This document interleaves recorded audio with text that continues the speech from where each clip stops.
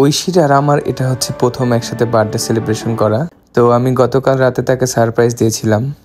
দেন আজকে প্ল্যান করলাম তাকে দ্বিতীয়বারের মতো আবারও সারপ্রাইজ দেওয়া যায় কিনা, এবং আমি আমার কিছু ভাই ব্রাদার এবং বন্ধু বান্ধবকে ইনভাইট করি। এই রেস্টুরেন্টটি গুলশান 2 অবস্থিত, নাম হচ্ছে দ্য মিয়াডো। So as per my plan, আমার কিছু ছোট ভাই আগে থেকে ফুল এবং কেক কিনে রেখেছিল ওখানে, এবং ফটোশ্যুটের জন্য প্ল্যান করে রেখেছিলাম। জোহান এবং আসিফ এসেছিল, তারা খুব ভালো ফটোগ্রাফি করে। এটা হচ্ছে ঐশীর 21তম বার্থডে।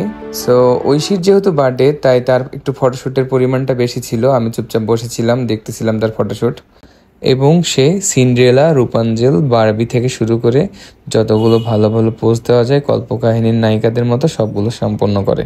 প্রায় 100 ঘন্টা অপেক্ষা শেষে ঐশীর সিঙ্গেল ফটোশ্যুট শেষ হয় এবং আমরা দুজন মিলে কাপল ফটোশ্যুট শুরু করি। ফ্রি ঐশী আমার কিছু গ্রুমিং ক্লাস নিয়ে নিল এবং সে চেষ্টা করলো আমাকে শাহরুখ খান বানিয়ে পোজ দিয়ে ছবি তোলার জন্য। অবশেষে জানি না সে পেরেছে কিনা। ছবি তুলতে তুলতে আমাদের দম বন্ধ হয়ে আমরা মারা যাচ্ছিলাম প্রায়। তো এই ফাঁকে ছবিগুলো দেখে নিলাম যে কেমন ছবি উঠেছে।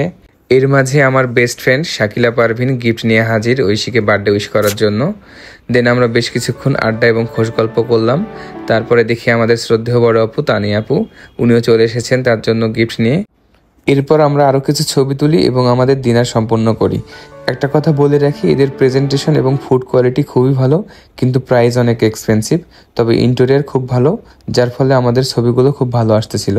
যাই হোক বন্ধুরা, আজকে এখানেই শেষ। সবাই ভালো থাকবেন, ইনশাল্লাহ আবারও দেখা হবে কোনো একটি ভিডিও নিয়ে। এখন ঐশী কেক খাওয়ানো খুব ব্যস্ত, তাই আর কথা বাড়ালাম না। Bye bye.